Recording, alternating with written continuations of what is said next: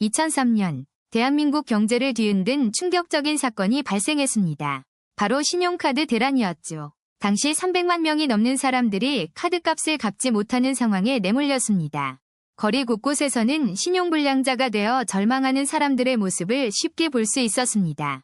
도대체 무슨 일이 있었던 걸까요? 왜 이런 일이 벌어진 것일까요? 이야기는 1997년 IMF 외환위기 직후로 거슬러 올라갑니다. 당시 정부는 경기 침체를 극복하기 위해 내수 진작이 절실했습니다. 그래서 선택한 방법이 바로 신용카드 사용을 적극적으로 장려하는 것이었죠. 정부는 신용카드 사용액의 일부를 소득공제 혜택으로 돌려주기 시작했습니다. 현금 영수증 의무화 정책도 함께 시행되면서 카드 사용은 급격히 늘어났습니다. 카드사들은 이 기회를 놓치지 않고 공격적인 영업에 나섰습니다. 지하철역, 대학교 캠퍼스, 번화가 어디서나 카드 모집 직원들을 볼 수 있었죠. 심지어 학생이나 주부처럼 소득이 없는 사람들에게도 카드를 마구 발급해줬습니다. 가입만 하면 푸짐한 사은품을 주는 이벤트도 넘쳐났습니다. 공짜 치킨, 영화 티켓, 커피 쿠폰 등 온갖 혜택으로 사람들을 유혹했죠. 카드사들은 신규 회원 유치 실적으로 경쟁하며 무분별하게 카드를 발급했습니다.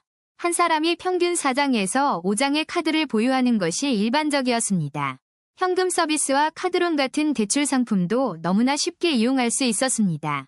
ATM 기계에서 버튼 몇 번만 누르면 즉시 현금을 인출할 수 있었죠. 사람들은 이것이 빚이라는 사실을 점점 잊어가기 시작했습니다. 카드는 마치 마법의 지갑처럼 느껴졌고 소비는 계속해서 늘어만 갔습니다.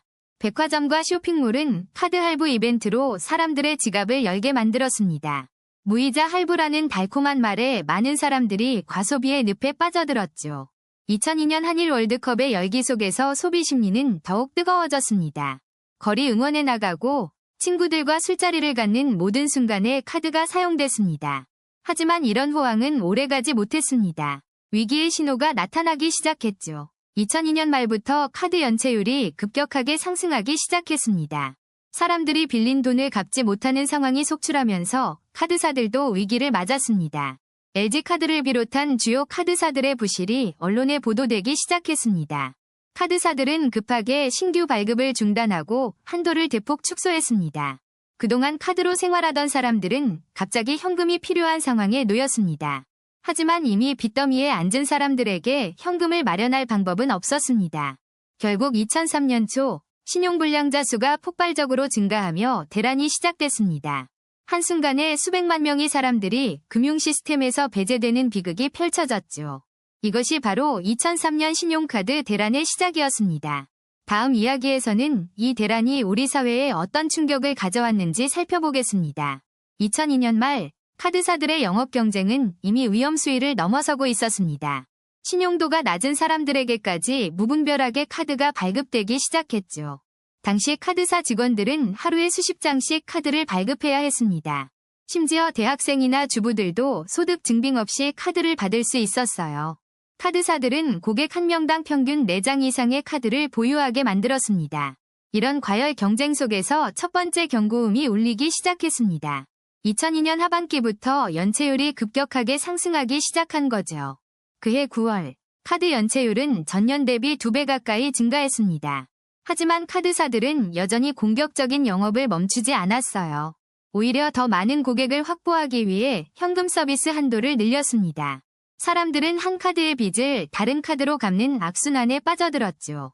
이를 업계에서는 돌려막기라고 불렀습니다. 매우 위험한 신호였어요. 2003년 1월, 드디어 폭탄이 터지기 시작했습니다. LG카드가 유동성 위기를 겪으면서 시장에 충격파가 퍼졌어요. 당시 LG카드는 국내 2위 카드사로 시장 점유율이 20%가 넘었습니다. 이 거대한 카드사가 흔들리자 금융시장 전체가 요동치기 시작했죠. 사람들은 뒤늦게 자신의 빚이 얼마나 큰지 깨닫기 시작했습니다. 평범한 직장인이 연봉의 2배가 넘는 카드 빚을 진 경우도 많았어요. 주부들은 남편 몰래 받은 카드로 수천만 원의 빚을 지고 있었습니다. 대학생들도 등록금과 생활비를 카드로 해결하다 빚더미에 올랐죠. 2003년 3월, 정부는 긴급 대책회의를 소집했습니다. 카드 연체자가 무려 370만 명을 넘어섰다는 충격적인 통계가 발표됐어요. 이는 경제활동 인구의 약 15%에 해당하는 엄청난 숫자였습니다. 거리에는 신용불량자가 된 사람들의 절규가 넘쳐났습니다. 채권 추심 전화가 하루 종일 울려대고 가정이 파탄나는 일이 속출했죠. 일부는 극단적인 선택을 하기도 했습니다. 사회 전체가 충격에 빠졌어요. 카드사들의 주가는 폭락했고 금융권 전체가 불안에 떨었습니다. 은행들도 카드사에 대출해준 돈을 회수하지 못할 위기에 처했어요. 정부는 결국 공적 자금 투입을 검토하기 시작했습니다. 국민의 세금으로 카드사를 살려야 하는 상황이 온 거죠. 언론은 연일 신용카드 대란의 심각성을 보도했습니다. 전문가들은 이것이 단순한 금융위기가 아니라 사회위기라고 경고했어요. 2003년 봄, 대한민국은 신용카드라는 작은 플라스틱 조각 때문에 흔들렸습니다. 그리고 이 위기는 이제 막 시작에 불과했습니다. 더 큰 파장이 기다리고 있었죠. 다음 편에서는 정부의 대응과 그 이후의 변화를 살펴보겠습니다. 과연 우리 사회는 이 위기에서 어떤 교훈을 얻었을까요? 그 이야기는 계속됩니다. 2003년 초, 카드사들의 부실이 본격적으로 수면 위로 떠오르기 시작했습니다. 연체율이 급격히 치솟으면서 카드사들은 패닉 상태에 빠졌습니다. LG카드의 연체율은 무려 15%를 넘어섰고 회사는 사실상 파산 직전이었습니다. 카드사들은 일제히 신규 발급을 중단하고 기존 회원들의 한도를 대폭 축소했습니다. 그동안 카드로 생활비를 충당하던 서민들은 하루아침에 길을 잃었습니다. 현금 서비스를 받을 수 없게 된 사람들은 사채업자를 찾아갈 수밖에 없었습니다. 신용불량자 수는 눈덩이처럼 불어나 300만 명을 훌쩍 넘어섰습니다. 경제활동 인구 5명 중 1명이 신용불량자가 되는 초유의 사태였습니다. 정부는 뒤늦게 사태의 심각성을 깨닫고 긴급대책 마련에 나섰습니다. 공적자금 투입이 불가피해졌고 LG카드에만 4조 원이 넘는 돈이 들어갔습니다. 결국 LG카드는 신한금융지주의 헐값에 매각되는 수순을 밟게 됩니다. 카드사 직원들도 대량 해고의 칼바람을 피할 수 없었습니다. 한때 최고의 직장으로 여겨졌던 카드사는 구조조정의 상징이 되었습니다. 신용불량자가 된 사람들의 삶은 그야말로 나락으로 떨어졌습니다. 취업도, 대출도, 심지어 휴대폰 개통조차 불가능한 신세가 되었습니다. 가족이 해체되고 극단적 선택을 하는 사람들도 속출했습니다. 언론은 연일 신용불량자들의 비극적인 사연을 보도했습니다. 하지만 이미 엎질러진 물이었고 사회는 그들을 외면했습니다. 정부는 신용회복지원제도를 도입해 최소한의 구제책을 마련했습니다. 하지만 까다로운 조건 때문에 실제 혜택을 받는 사람은 많지 않았습니다. 이 사태를 통해 우리 사회는 뼈아픈 교훈을 얻게 되었습니다. 무분별한 신용확대가 얼마나 위험한지를 온몸으로 체험한 것입니다. 금융회사들의 도덕적 해이와 정부의 감독 소홀이 빚어낸 인재였습니다. 카드사들은 수익만 쫓다가 리스크 관리를 완전히 방기했습니다. 정부도 경기 부양이라는 명목 아래 부실을 방치했습니다. 그 대가는 고스란히 서민들의 몫으로 돌아왔습니다. 이후 금융당국은 카드 발급 심사를 대폭 강화하는 조치를 취했습니다. 소득 증빙이 까다로워지고 한도 산정 기준도 엄격해졌습니다. 카드사들도 무리한 영업 경쟁에서 한 발 물러서게 되었습니다.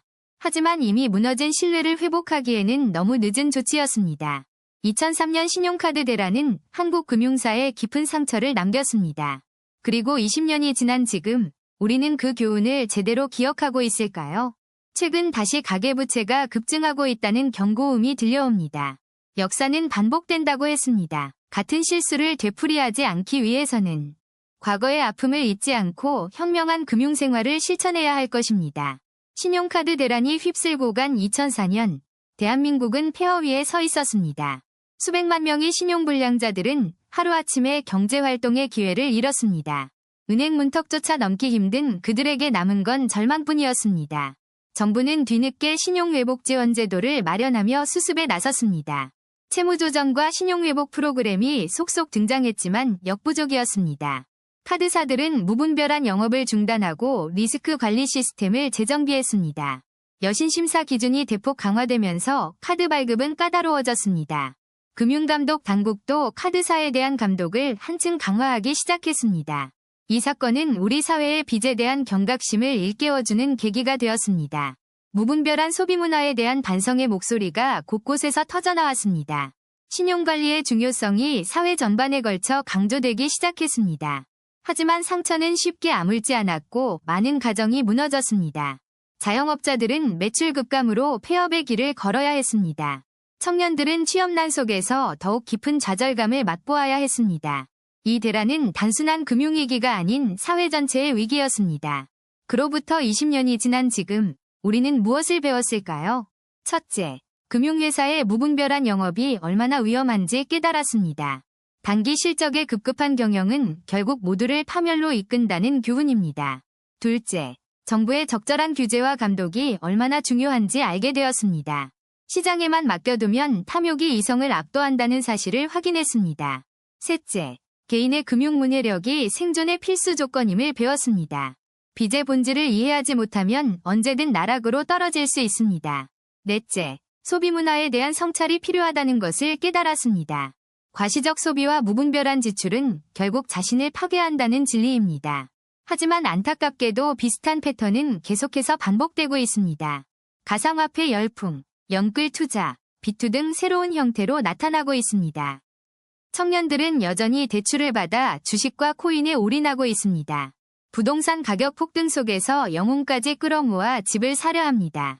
역사는 반복된다는 말이 결코 빈말이 아님을 실감하게 됩니다. 2003년의 교훈을 잊지 않는 것, 그것이 우리의 과제입니다. 빚은 미래의 소득을 당겨 쓰는 것이며 반드시 갚아야 합니다. 감당할 수 없는 빚은 인생 전체를 망칠 수 있다는 사실을 기억해야 합니다. 신용카드 대란은 끝났지만 그 교훈은 여전히 현재 진행형입니다. 우리 모두가 현명한 금융소비자로 거듭나야 할 때입니다. 역사를 기억하는 자만이 같은 실수를 반복하지 않을 수 있습니다. 2003년 신용카드 대란, 그 아픈 기억을 결코 잊지 맙시다.